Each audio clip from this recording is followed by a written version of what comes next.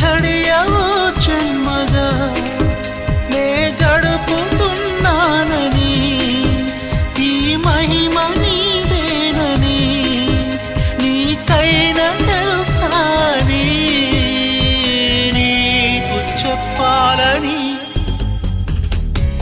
ఒకే ఒక మాట మదిలోన దాగుంది మౌనంగా ఒకే ఒక మాట పెదవో పలేనంత తీయంగా నా పేరు